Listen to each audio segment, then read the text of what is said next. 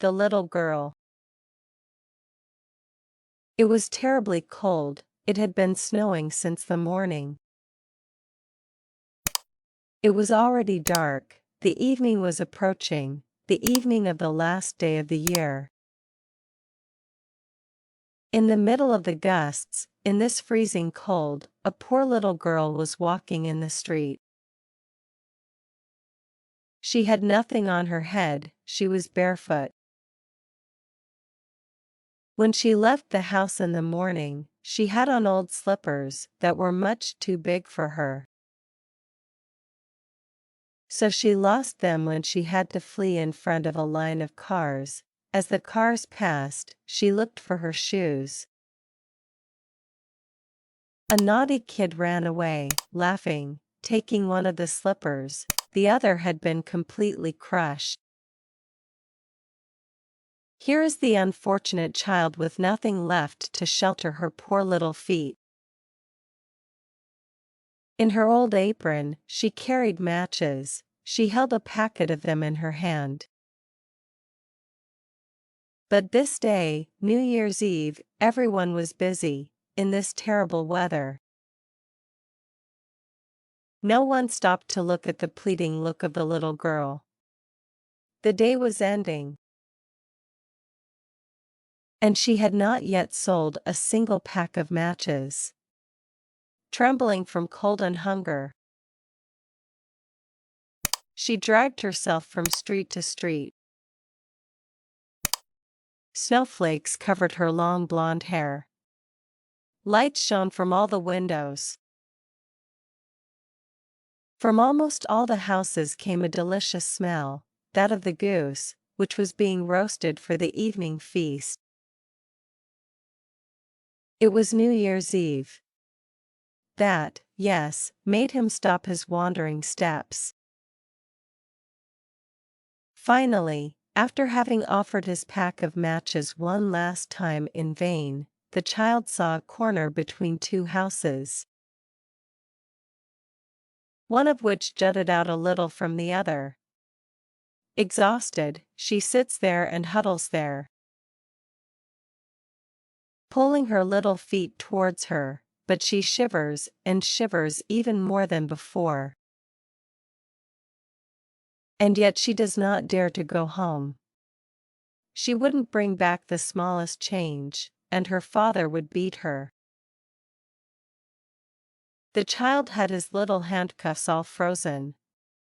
What if I took a match, she said to herself, just one to warm my fingers? That's what she did. What a wonderful flame it was. It suddenly seemed to the little girl that she was in front of a large cast iron stove, decorated with copper ornaments. The little one was about to stretch out her feet to warm them, when the little flame suddenly went out.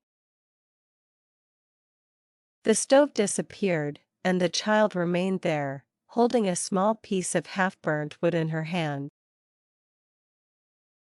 She struck a second match. The glow was projected onto the wall, which became transparent. Behind, the table was set. It was covered with a beautiful white tablecloth, on which superb china gleamed. In the middle was a magnificent roast goose, surrounded by applesauce, and now the beast starts moving and, with a knife and a fork fixed in its chest, comes to present itself in front of the poor little thing. And then nothing, the flame goes out. The child takes a third match, and she sees herself transported near a splendid Christmas tree. On its green branches, 1,000 colored candles shone, on all sides hung a host of wonders. The little one stretched out her hand to grab the less beautiful one. The match went out.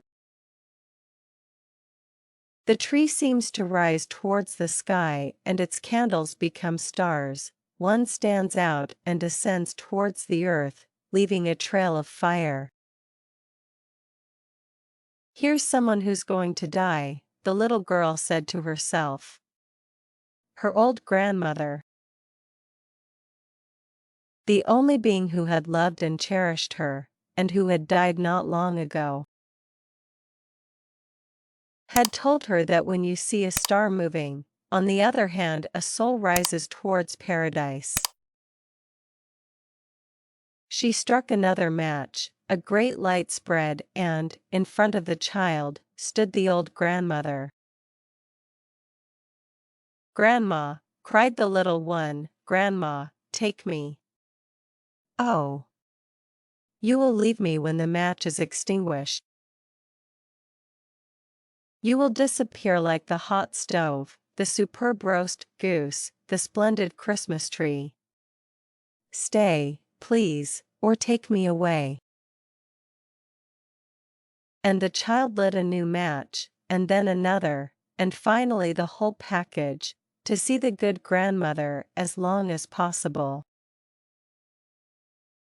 The grandmother took the little one in her arms, and carried her high up, to a place where there was no longer cold, nor hunger, nor sorrow. It was before the throne of God. The next morning, however, passers-by found the body of the little girl in the corner. Her cheeks were red, and she seemed to be smiling. She had died of cold during the night which had brought joy and pleasure to so many others. She held in her stiff little hand the burnt remains of a pack of matches. "What nonsense!" said a heartless. "How could she have thought it would warm her up?" Others shed tears over the child. It was because they did not know all the beautiful things she had seen during New Year's Eve. It was because they did not know that, although she had suffered greatly, she was now enjoying the arms of her grandmother. Mother, the sweetest bliss.